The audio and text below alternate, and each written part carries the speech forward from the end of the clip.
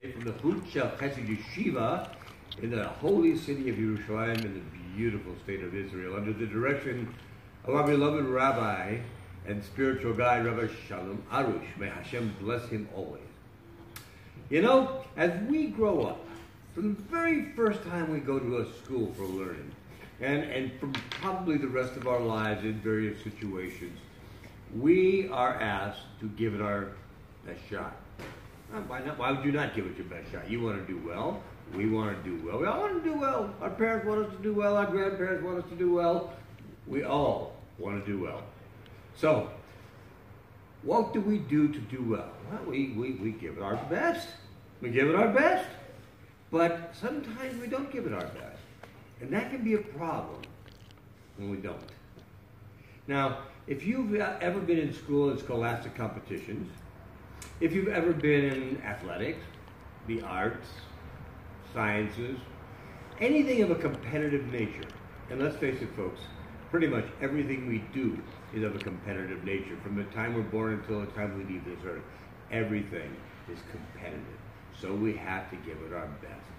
If during any of those events, athletics, arts, sciences, no matter what it is, if we're lucky enough to have a good coach, a good mentor, a good guide, a good teacher, at some point in our grooming, they're going to say to us, Aharon, where's the effort? Where's the effort? Because they realize we're not giving it our all. We're giving it something, but we're not giving it our all. And that makes a difference between achieving and between just getting through things. And we don't want to just get through things. And as hard as it always was to do that, because it's human nature to want to relax for the most part. Yes, we want to strive, but we want to relax. We want to take it easy. We want to enjoy our lives. We want to go sit in the park. We want to go watch the birds. We want to go do things that are good for our soul, but they're not necessarily good for our body in the way that we need to strive to do things. Where's the effort? And these days, it's even tougher than it ever was. In the world of computers and iPhones. My Rabbi said, God bless her, every time the iPhone or every time a phone or the computer doesn't go the way she wants it to go, she wants to throw it out and get a new one. God bless her. That's not always a thing. Sometimes you just have to have a little sablalut, a little bit of patience. And we are not geared to that anymore. Matter of fact, somebody was just telling me yesterday about Gen Z, that their attention span is almost nothing. Nothing. Why? Because everything is instantaneous. Now, they have no human contact for the most part. Their contact is through messaging.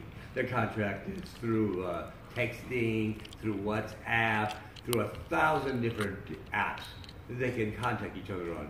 This terrible thing about it is you see people who have 2,000 friends on some kind of social media, but they have no friends. They're miserably lonely. They don't have the friends. Why? Because having friends takes an effort. And my father used to always say, used to say, you know, to have a friend, you have to be a friend. Being a friend takes effort. There's the effort.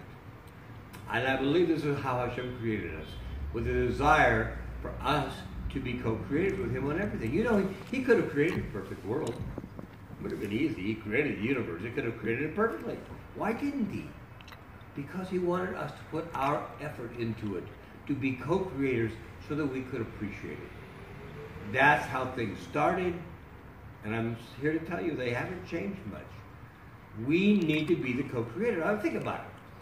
Did Noah at the age of 600 really need to build an ark for all the animals? Or could Hashem just drop one on him? Well, if you create the universe, how tough is an ark? Right? What about Aharon Avinu? He also had to show an effort. When his wife Sarah was barren, he had to daven for her. But when his son Isaac, when his wife Rivka was barren, he had to daven for her. But we get to a change with Yaakov. Yaakov's wife, his favorite wife, his Rachel, was barren. And she comes to him and she says to him, please daven to God for me so that I might have a child. And he says to her, what am I, God? That I can give you a child? I can't give you a child. Daven to God. And she did. And she had a child. That was his way of telling her that he'd already achieved the fact of having children himself, but for her, she needed to do her own hishtadlus, her own work, her own effort. Moshe Rabbeinu, another example. Here's Moshe Rabbeinu throwing a stick on the ground, becomes a snake. We just take this for granted. We read about it every year at Pesach. Did he really have to do that? I mean, couldn't Hashem just turn a pot in the room into a serpent? Couldn't he have done something else? That wasn't the point. He wanted Moshe to participate. And when Amalek attacked, we're told that he put his staff up in the air, his arm up in the air, and when he did that, Israel would win. And when his arm came down, Israel would start to lose.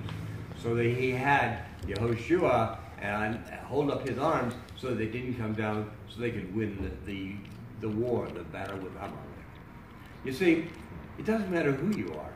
You're me, you're anybody else, you're Moshe Rabbeinu, you're Avraham Avinu, it doesn't matter. Hashem wants to see your effort. I have people come to us all the time and they have problems, not problems, I'm so sorry, I hate that word. They have challenges in Shalom Bayit. They have challenges in Parnassus. They have challenges in health. And they say, what should we do? And I'd like to say to them exactly what Yaakov said to his wife. What are you asking me for? Am I God that I can give you what you want? Ask him. But I don't do that. We give them the best we can. For example, somebody came the other day and said to me, Shalom Bayit problem. I said, have you read Garden of Peace?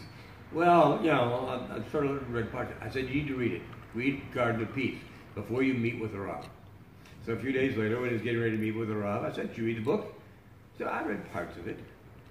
I said, did I misspeak? Did I tell you read parts of it? I don't think I did. I think I told you read the book. Well, I got the gist of it. Oh, you got the gist of it. Oh, okay, that's better. I'm going to tell Rav Shalom he doesn't have to write 400-page books anymore. He can just write 3-page books that give you the gist, and you can just have all the answers that you need. Don't be ridiculous. You need to do the work. You need to give it your best effort.